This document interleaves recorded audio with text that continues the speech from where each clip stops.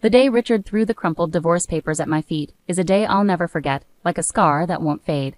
I stood there, shocked and unable to move, as he said those chilling words. "I've sold the house because I'm moving in with her. It's over, Anna." I was 34 then, taking care of our son Jason, who was only 13. Our life as I knew it fell apart in that moment. I didn't see it coming and I wasn't ready for what would happen next. Richard and I met when I was just 19. He was 26, working at a big company. I was a receptionist at a smaller part of the company. He noticed me and I liked the attention. I was young and he seemed perfect. Our relationship moved quickly. I got pregnant unexpectedly, and soon we were married in a simple ceremony. Life seemed uncomplicated back then. I focused on our home and raising Jason. Richard was busy with work, and gradually he was around less. I didn't think much about it. I was busy with our son and our home. The day he left, everything fell apart. I had to face the truth about our supposedly happy life. Richard's cheating, his growing distance. The signs were there, but I chose to ignore them. With nowhere else to go, Jason and I moved back to my family home. My sister Laura and her husband weren't welcoming. They made it clear we were a burden, unwanted in their settled life. I felt lost, a high school graduate with little work experience, suddenly needing a job to support us. The job market was tough. Each rejection hurt. But I had Jason to care for, a young boy facing grown-up problems.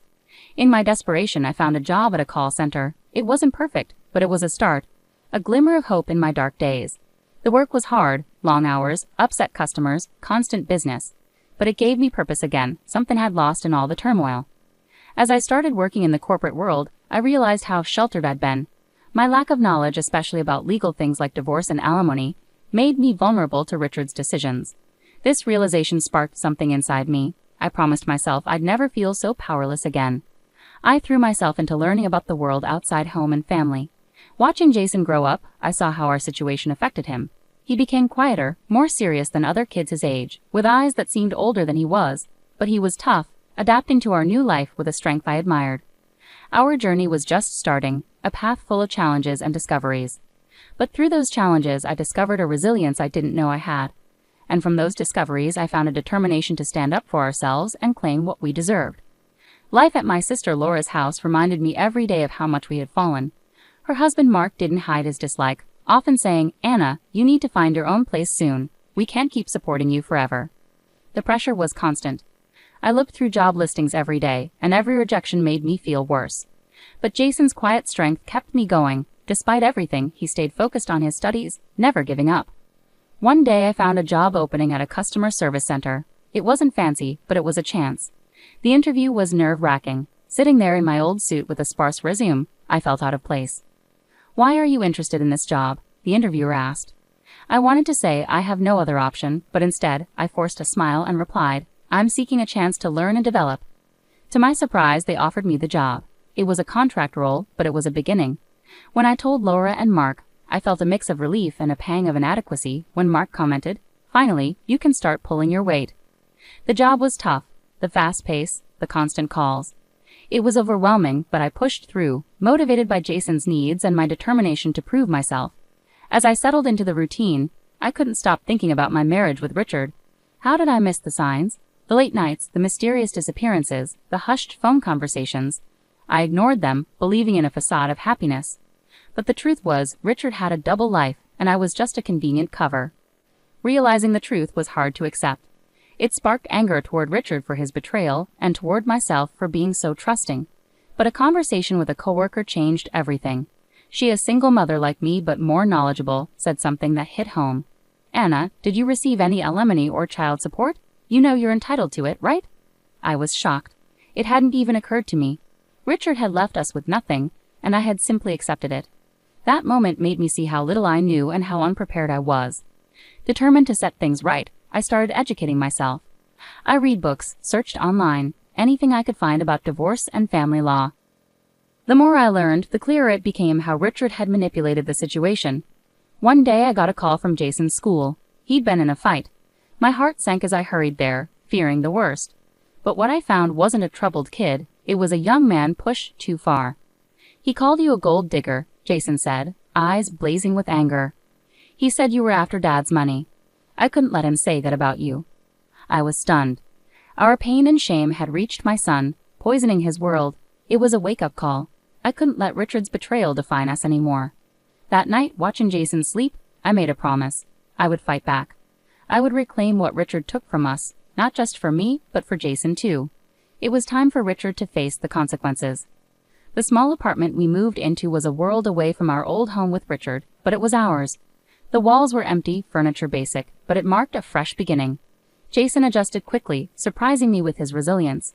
He threw himself into school with a passion that impressed and worried me. "I want to do well, Mom, for us," Jason would say, his determination shining through his words.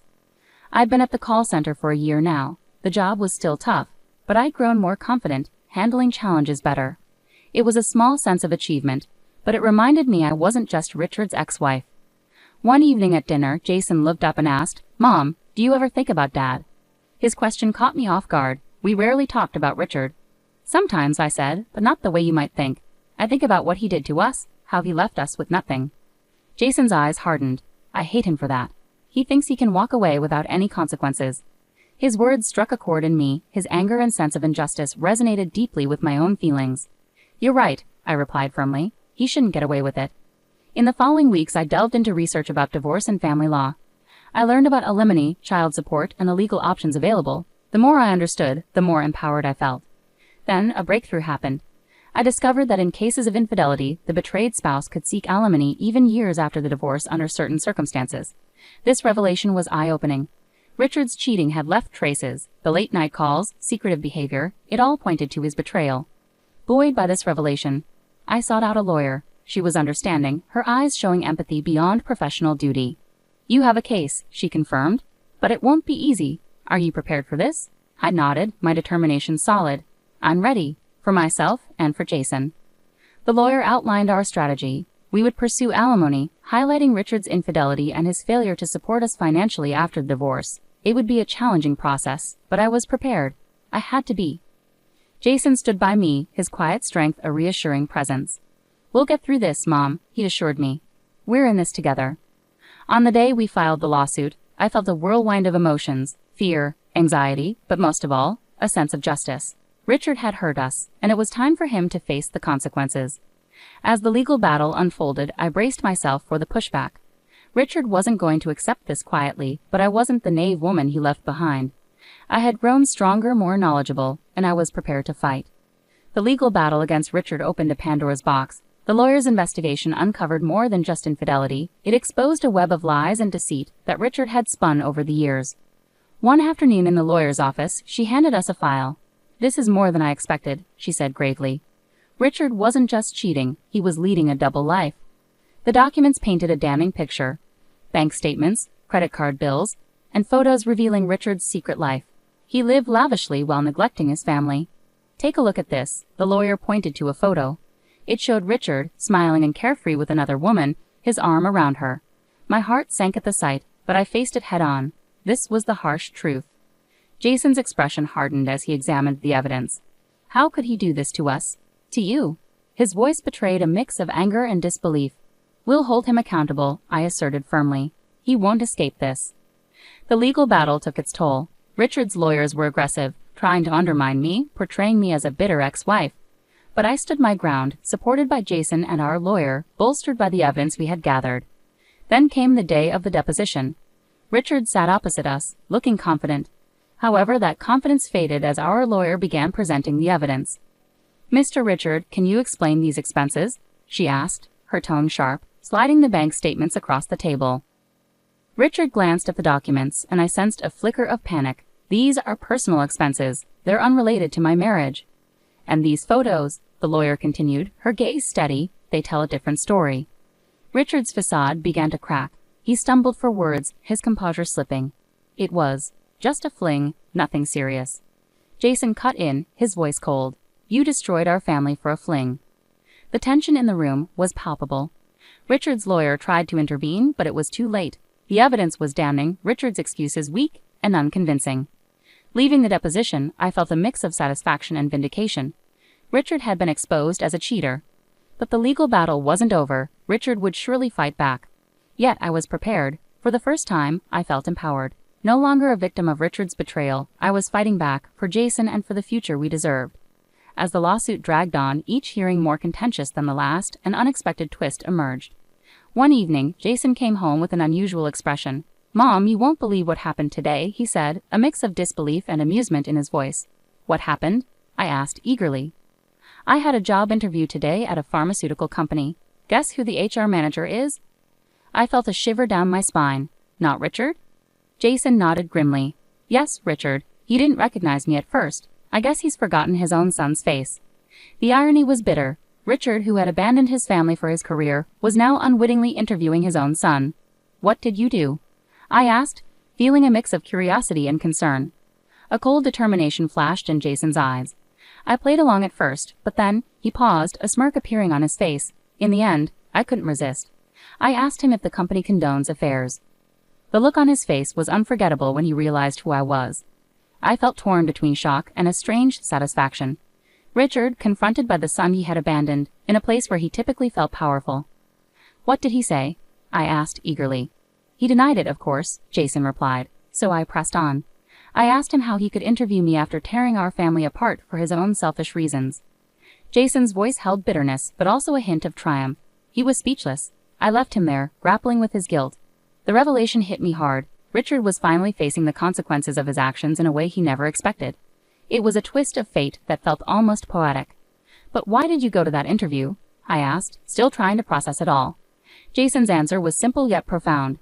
"I needed to confront him face to face, to show him that despite everything, he didn't break us. We're still standing, and we're fighting back." The aftermath of Jason's encounter with Richard at the job interview stirred waves in our ongoing legal battle. Richard, now confronted by his own son, grew more desperate in his defense. Our lawyer, Miss Carter, called us for a strategy meeting. "Richard's lawyers are pushing for a settlement," she informed us in her office, "but considering the evidence and Jason's testimony, I believe we can aim higher. What do you want to do?"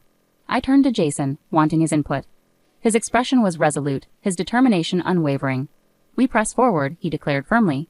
"He needs to face consequences, not just financially, but morally as well." Miss Carter nodded firmly. "Okay, let's get ready for the next meeting. It's going to be tough, but we have the truth on our side." The meeting turned out to be really hard. Richard's lawyer tried to make him seem sorry for his actions, but Miss Carter kept going, showing proof of how Richard had lied and not taken care of his family. Richard went up to speak, seeming both stubborn and fake sorry. "I'm sorry for hurting my family," he said, but his voice didn't sound like he meant it.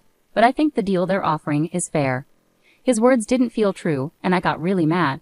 How could he act like he was the one who was hurt after everything he'd done? That's when Jason spoke out. "Fair and just?" he challenged, his voice strong yet filled with emotion. "Was it fair to leave your family behind, to lie and cheat, while we struggled to make ends meet?" The courtroom went quiet, Jason's words hanging heavily in the air.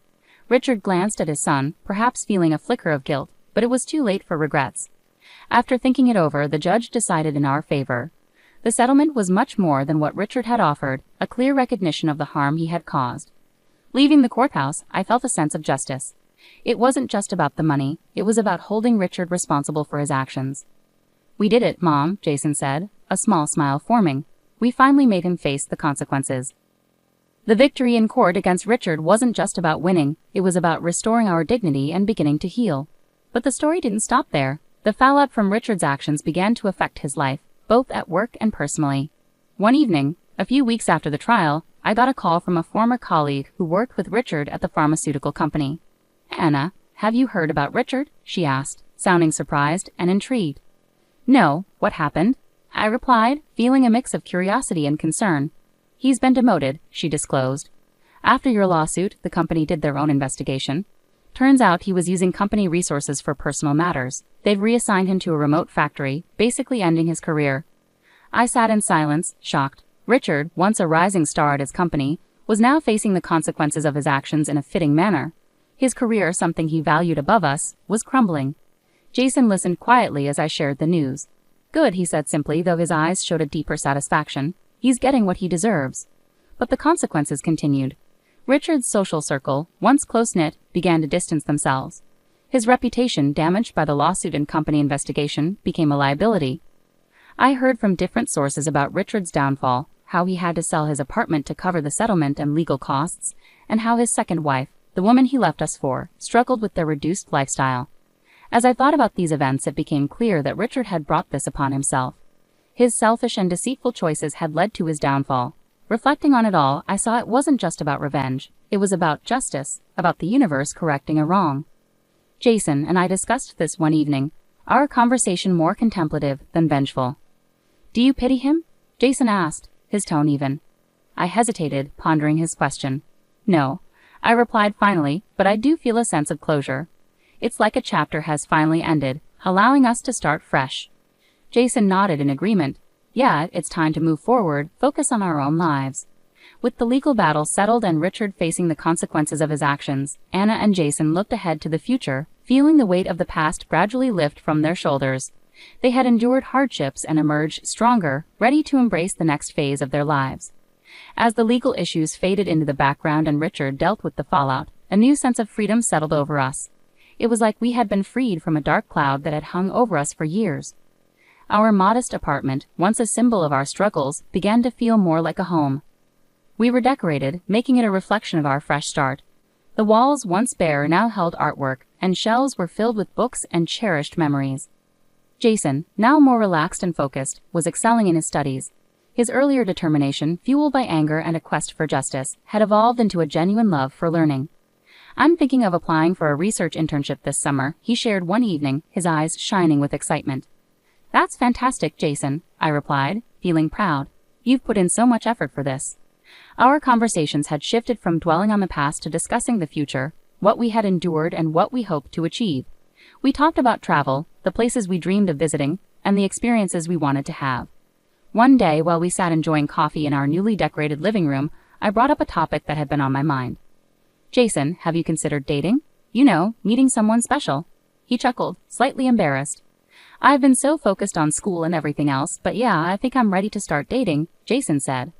I smiled, feeling glad to see him thinking about normal, happy parts of life after all we'd been through. It felt like a victory in itself. Meanwhile, I had found a new sense of purpose beyond my job at the call center. I started volunteering at a local community center, helping other women who had faced similar challenges. Sharing my story and offering support brought a deep sense of fulfillment I hadn't experienced before. One evening, as Jason and I sat on our balcony under the stars, a peaceful feeling surrounded us. "Mom, do you ever think about Dad anymore?" Jason asked softly. I paused, thinking about his question. "Sometimes," I admitted, but not with anger or resentment. I think about how much we've grown since then, how he was a part of our journey but not the whole story. Jason nodded in understanding. "Yeah," he agreed, "I feel the same. He's just a chapter in our past." We sat quietly for a moment, each lost in our own thoughts. The journey we'd been through wasn't one we'd chosen, but it had shaped us in ways we never expected.